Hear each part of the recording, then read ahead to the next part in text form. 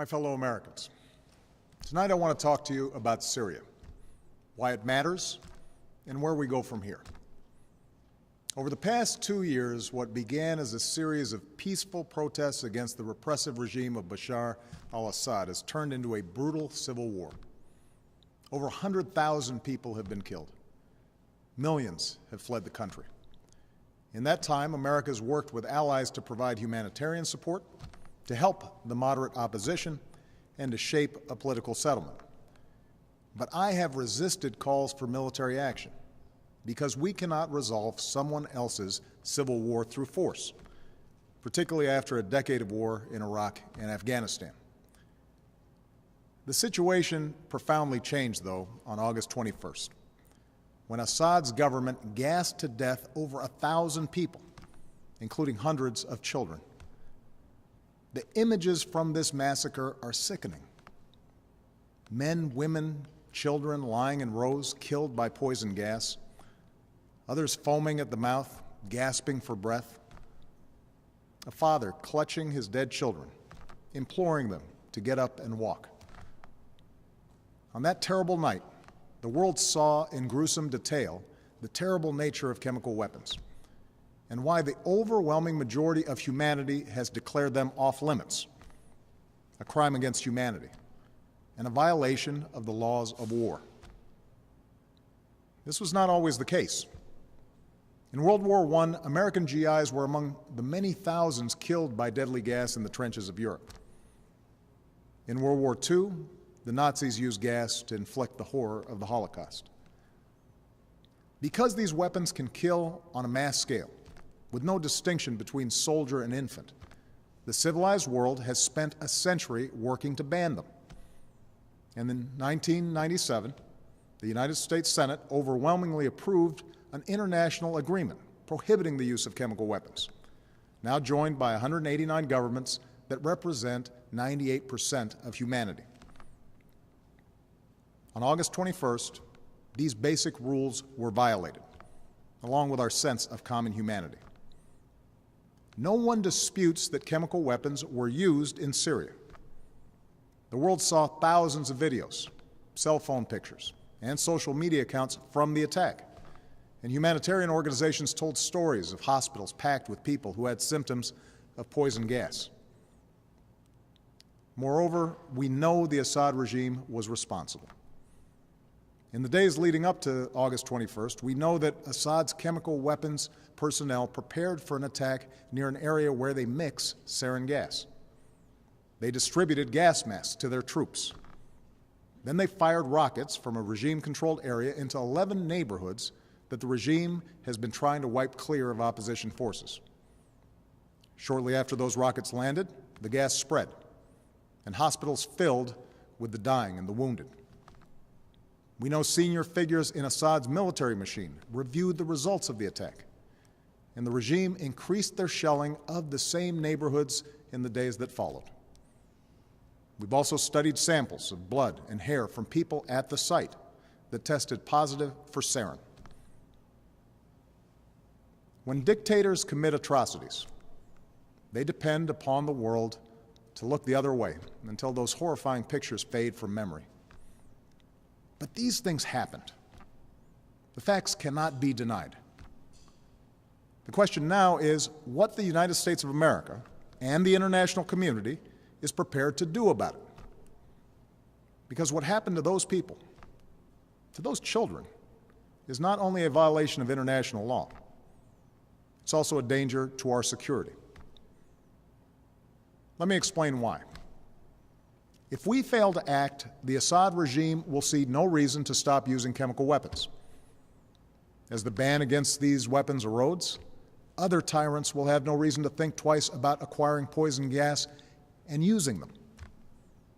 Over time, our troops would again face the prospect of chemical warfare on the battlefield, and it could be easier for terrorist organizations to obtain these weapons and to use them to attack civilians. If fighting spills beyond Syria's borders, these weapons could threaten allies like Turkey, Jordan, and Israel.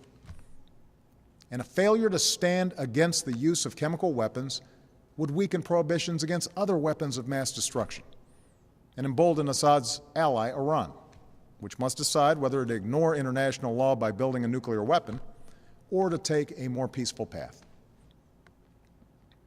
This is not a world we should accept. This is what's at stake. And that is why, after careful deliberation, I determined that it is in the national security interests of the United States to respond to the Assad regime's use of chemical weapons through a targeted military strike. The purpose of this strike would be to deter Assad from using chemical weapons, to degrade his regime's ability to use them, and to make clear to the world that we will not tolerate their use. That's my judgment as Commander-in-Chief.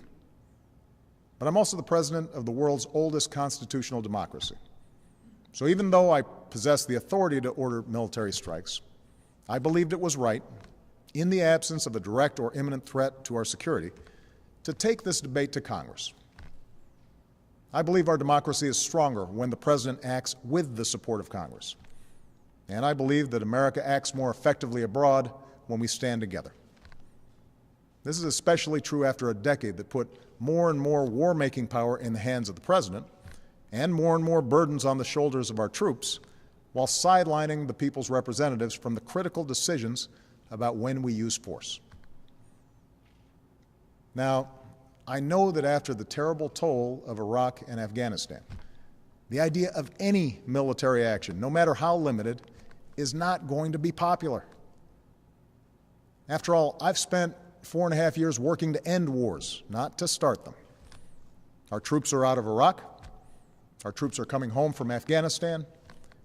And I know Americans want all of us in Washington, especially me, to concentrate on the task of building our nation here at home, putting people back to work, educating our kids, growing our middle class. It's no wonder then that you're asking hard questions. So let me answer some of the most important questions that I've heard from members of Congress and that I've read in letters that you've sent to me. First, many of you have asked, won't this put us on a slippery slope to another war? One man wrote to me that we are still recovering from our involvement in Iraq. A veteran put it more bluntly. This nation is sick and tired of war. My answer is simple. I will not put American boots on the ground in Syria. I will not pursue an open-ended action like Iraq or Afghanistan. I will not pursue a prolonged air campaign like Libya or Kosovo. This would be a targeted strike to achieve a clear objective, deterring the use of chemical weapons and degrading Assad's capabilities. Others have asked whether it's worth acting if we don't take out Assad. As some members of Congress have said, there's no point in simply doing a pinprick strike in Syria. Let me make something clear. The United States military doesn't do pinpricks. Even a limited strike will send a message to Assad that no other nation can deliver. I don't think we should remove another dictator with force. We learned from Iraq that doing so makes us responsible for all that comes next. But a targeted strike can make Assad, or any other dictator, think twice before using chemical weapons. Other questions involve the dangers of retaliation. We don't dismiss any threats, but the Assad regime does not have the ability to seriously threaten our military. Any other retaliation they might seek is in line with threats that we face every day. Neither Assad nor his allies have any interest in escalation that would lead to his demise. And our ally, Israel, can defend itself with overwhelming force, as well as the unshakable support of the United States of America. Many of you have asked a broader question. Why should we get involved at all in a place that's so complicated and where, as one person wrote to me, those who come after Assad may be enemies of human rights? It's true that some of Assad's opponents are extremists, but al-Qaeda will only draw strength in a more chaotic Syria if people there see the world doing nothing to prevent innocent civilians from being gassed to death. The majority of the Syrian people and the Syrian opposition we work with just want to live in peace, with dignity and freedom. And the day after any military action, we would redouble our efforts to achieve a political solution that strengthens those who reject the forces of tyranny and extremism. Finally, many of you have asked, why not leave this to other countries or seek solutions short of force? As several people wrote to me, we should not be the world's policeman. I agree, and I have a deeply held preference for peaceful solutions. Over the last 2 years, my administration has tried diplomacy and sanctions, warnings and negotiations, but chemical weapons were still used by the Assad regime. However, over the last few days, we've seen some encouraging signs. In part because of the credible threat of U.S. military action, as well as constructive talks that I had with President Putin, the Russian government has indicated a willingness to join with the international community in pushing Assad to give up his chemical weapons.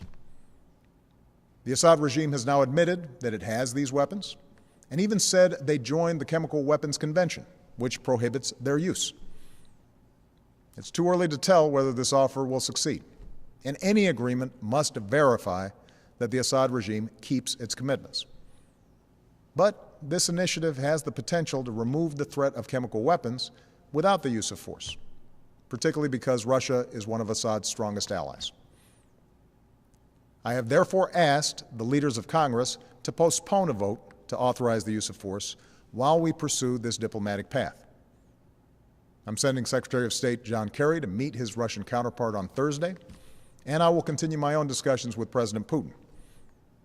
I've spoken to the leaders of two of our closest allies, France and the United Kingdom, and we will work together in consultation with Russia and China to put forward a resolution at the UN Security Council requiring Assad to give up his chemical weapons and to ultimately destroy them under international control. We'll also give UN inspectors the opportunity to report their findings about what happened on August 21st. And we will continue to rally support from allies from Europe to the Americas, from Asia to the Middle East, who agree on the need for action. Meanwhile, I've ordered our military to maintain their current posture, to keep the pressure on Assad, and to be in a position to respond if diplomacy fails. And tonight I give thanks again to our military and their families for their incredible strength and sacrifices. My fellow Americans, for nearly 7 decades, the United States has been the anchor of global security. This has meant doing more than forging international agreements. It has meant enforcing them. The burdens of leadership are often heavy, but the world's a better place because we have borne them. And so, to my friends on the right, I ask you to reconcile your commitment to America's military might with a failure to act when a cause is so plainly just. To my friends on the left, I ask you to reconcile your belief in freedom and dignity for all people with those images of children writhing in pain and going still on a cold hospital floor. For sometimes resolutions and statements of condemnation are simply not enough. Indeed, I'd ask every member of Congress and those of you watching at home tonight to view those videos of the attack and then ask, what kind of world will we live in if the United States of America sees a dictator brazenly violate international law with poison gas and we choose to look the other way? Franklin Roosevelt once said, "Our national determination to keep free of foreign wars and foreign entanglements cannot prevent us from feeling deep concern when ideals and principles that we have cherished are challenged." Our ideals and principles, as well as our national security, are at stake in Syria, along with our leadership of a world where we seek to ensure that the worst weapons will never be used. America is not the world's policeman. Terrible things happen across the globe, and it is beyond our means to right every wrong. But when, with modest effort and risk, we can stop children from being gassed to death and thereby make our own children safer over the long run, I believe we should act. That's what makes America different. That's what makes us exceptional. With humility, but with resolve, let us never lose sight of that essential truth. Thank you, God bless you, and God bless the United States of America.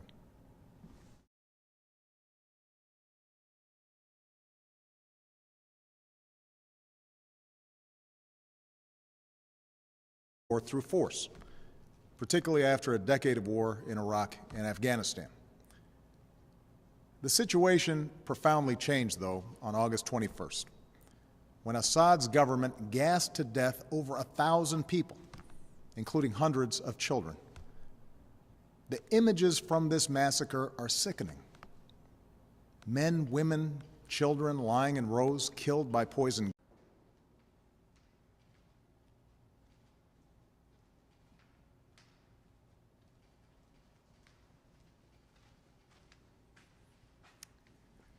My fellow Americans, tonight I want to talk to you about Syria, why it matters, and where we go from here.